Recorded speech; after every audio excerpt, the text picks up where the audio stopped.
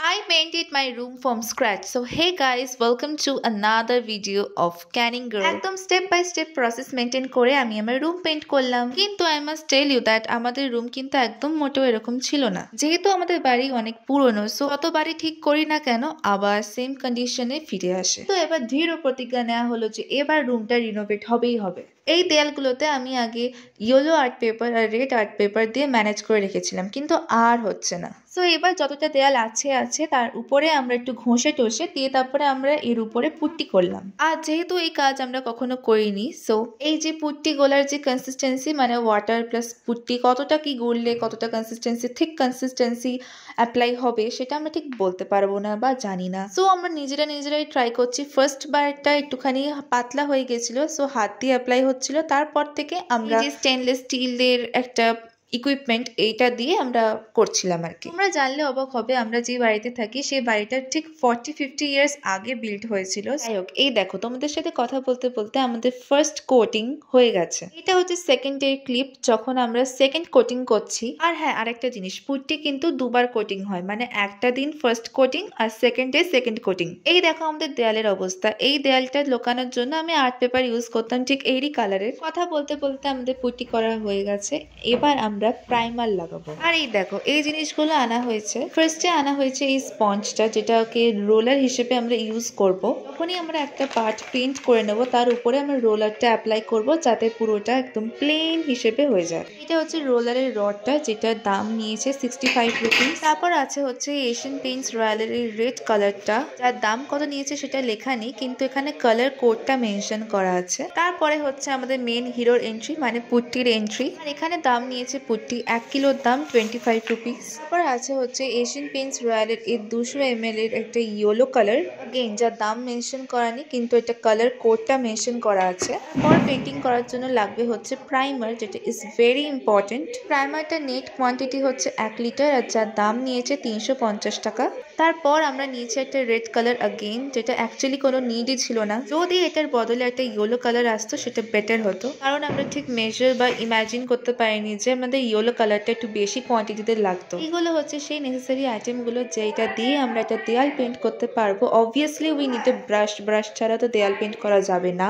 চলে আসলাম আমরা থার্ড ডেতে, আর এই দিনে আমরা যে পুট্টিটা করেছিলাম সেটাকে প্লেন করছি এই জিনিসটা দিয়ে। আর যখন এই প্রসেসটা হয় তখন কান টান একদম ঝালাপালা হয়ে যায়, কারণ এটা করতে প্রচন্ড আওয়াজ হয়। যাই হোক, এবার আমরা চলে যাব ডে 4-এ। হচ্ছে রাত্রির 10টা বাজতে যায়, আর এখন আমি প্রাইমার লাগাবো, মানে দেয়ালে প্রাইমার দেব। So let's do it. আমি ভেবেছিলাম প্রাইমার দেখতে হবে হচ্ছে transparent, but I was wrong. Primer দেখতে হয় সাদা কালারের, একদম হোয়াইট কালার। যাই হোক, এখন আমি ভিডিওটা একটু ফাস্ট ফরওয়ার্ড করে দিলাম। একটা কথা বলি, পেন্টিং করা কিন্তু খুব টাফ। আমার হাত প্রচন্ড ব্যথা করছিল, বাট আমি স্টিল কাজটাকে কন্টিনিউ করছিলাম। প্রাইমার লাগানো ঠিক 24 আওয়ার্স পর আমরা পেইন্ট করবো এবার। সো আজকে পেইন্ট করতে চলেছি আমরা এই দেয়ালটা, আর যা দেখতেই পাচ্ছ যে এই কালারের সাথে এই ওয়ালের কালারটা একদমই ম্যাচ হয়নি। সো তাও আমরা ট্রাই করব এবার এটাকে কিছু একটা করে সেটেল করা। ছোট্টবেলা থেকেই আমার ক্রেয়ন কালার থেকে বেশি অ্যাট্রাকটিভ লাগতো আর ইন্টারেস্টিং লাগতো হচ্ছে ওয়াটার কালার। ওয়াল পেন্টিং করতে আমার এমন লাগছিল যেন একটা বড় ক্যানভাস পেয়ে গেছি, আর আমার নিজের মতন আমি জাস্ট রং করেই যাচ্ছি। ভেরি ইন্টারেস্টিং আনটিল যদি আমার কালকে সকালে হাত ব্যথা করে, তো ইটস নট ভেরি ইন্টারেস্টিং। আমি তো একটা পার্ট কমপ্লিট করছি, আর বাবাকে এখানটায় সাইডে এনে দিচ্ছি যে বাবা রোলার দিয়ে মানে রোল করে জিনিসটাকে প্লেন করবে। এই দেখো গাইস, একটা করে পার্ট আমি শেষ করছি, আর বাবা এসে প্লেন করছে জায়গাটাকে। এই ভিডিওটা এখন শুট করছে হচ্ছে দিদা হেল্প করছে শুটিং করার জন্য, আর আমরা এখানে রং করছি। এখন আমরা চলে এসেছি থার্ড ওয়ালে, আর এই ওয়ালটা পেইন্ট করার সময় মনে হচ্ছিল যদি আমি আরেকটু লম্বা হতাম, আরেকটু কমপ্লেন খেতাম তাহলে ভালো হতো। এই ওয়ালটা পেইন্ট করা আমাদের হয়ে গেছে, আর আমরা ভাবছি যে কি কালার করা যায়, কারণ আমাদের এখন ইয়েলো কালারটা আউট অফ স্টক হয়ে গেছে বলতে পারো, কারণ আর ইয়েলো কালার নেই। গাইস, আমরা চলে এসেছি লাল কালার নিয়ে, বা লাল কালারটাকে ট্রাই করবো, দেখি মেশে কিনা, দেখি সেম হয় কিনা এবার।